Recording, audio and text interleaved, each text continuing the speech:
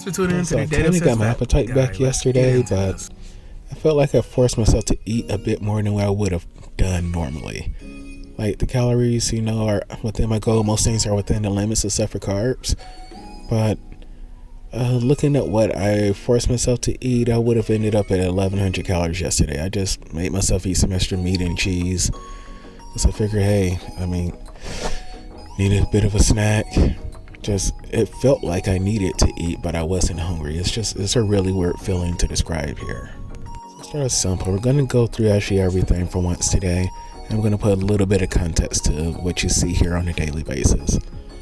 So when you see something on the food list and you see that little red apple to the left, that means that it was found within the app Chronometer's actual database, versus with the little blue chef's hat, guessing there, yeah, blue chef's hat. That is a recipe that I created myself. So sometimes you're going to see a lot of the blue and a little of the red, and vice versa. Right now you're seeing a lot of the blue. So I've gone over Fat Man's Coffee before, and snake juice, lemon pop. That is essentially just seltzer with lemon juice, the grapefruit packet added, and then isoniazid erythritol added as well.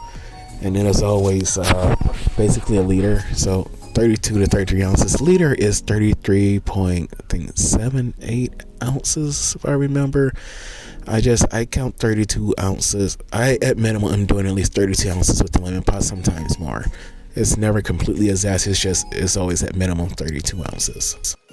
Whereas with this, okay, that pineapple, yes, it actually chopped up a very small amount and put it into the pot before I carbonated it.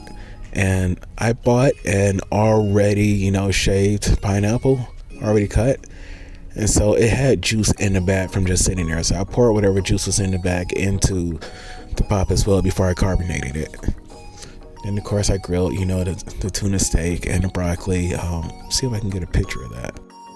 Yep, so that's pretty much the core what I ate yesterday. It's pretty good, pretty wholesome. And yes, I did make the pico de gallo myself. Yeah. I love it. It's actually a pretty good recipe. I'm going to eat a lot more of it either later today or tomorrow. Now the oil, that is always a guess here. See, I cook the broccoli and I cook the tuna in the olive oil. And the thing is, I don't know how much actually gets absorbed. I don't know how much evaporates or just burns on the stove or whatever. It's like I'm not seeing much burning, but it's just, I don't think I can just measure how much oil is left in a pan and be like, okay, subtract that from what I originally put in, and that's how much I'm consuming. Because there's a bit more going on there. There's a bit of chemistry there, so that's really tough to figure out.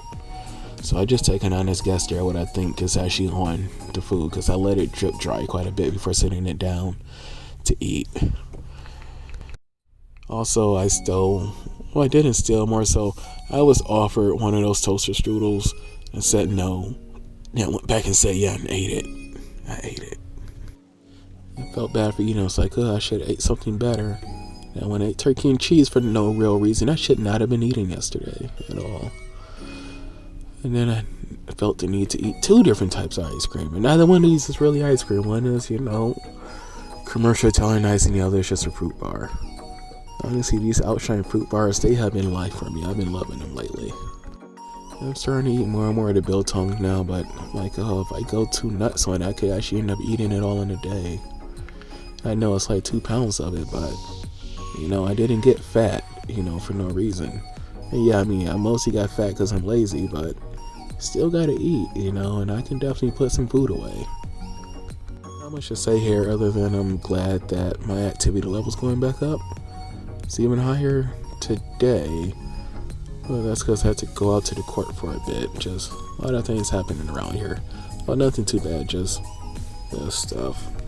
Okay, and I bounced up by 0.3 points, so ketones are increasing again. Let's see how that works out tomorrow. And here's my last glucose reading with the Dario glucose meter system, and period for just a few days while I figure out how I'm going to track this in the future. Don't plan to track glucose forever, but I do want to at least track it through to June or July. Well, yeah, I at least want to track it through until my next A1C test, which is to June 19th. As long as I am beneath the diabetes level 6.5 and the pre-diabetes level of, I believe it's 5 point something, 4 point something. As long as I I'm at a level below being pre-diabetic for my A1C test, I will stop tracking my glucose at that point. Still keep tracking my ketones, but yeah, this 95 was fasting for today. It's nice. It's lowest fasting glucose number I've had in a while. And considering I was at like 111 yesterday, this is a nice drop. And this is even including all the freaking carbs I ate yesterday. And since this was the last test with Dario, I used all 25 strips. Yeah, they estimated my A1C level. So I believe I was a 6.5 before. So if this is to be treated as true, and this is using multiple measurements, is a bit inaccurate, but it gives you a good estimated level. I've had close to a full 1 point drop so far, which would be nice. Really, a 0.9 drop is like, that would be nice. But pretty much with diabetes and insulin sensitivity, you're going for results over time, not just from one day to the next. So I check things daily, and it's nice. I mean, looking at the chart here, if that estimated A1C was to be believed, the 5.6%, I am not normal. Fasting blood sugar test, had 95. Now, I can do a glucose tolerance test myself, but I will have my doctors do that again once I get proper health insurance again. But, I mean, according to this, I would be fine. But this is just one day. I mean, I could have a lot more than just a small cup of ice cream and one small fruit bar any day. Like, eat a ton of bread, and tomorrow morning I would probably wake up with a 140 or 150 or so.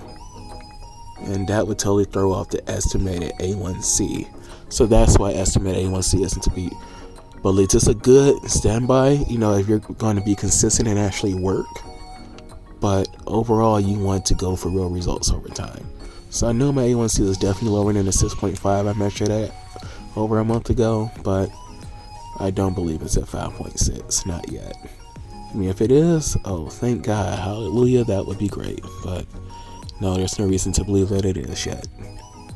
But I do have a goal to be well within the normal range. To hit a 4% or so, 4.2 or so, would just be cool, because 4.20 for 20. But that will put me well within the normal range. But we'll see. Okay, so my weight went up by 0.9 pounds. And let's see, heart rate is still the same, blood pressure increased. And I'm starting to feel a little better, but not completely.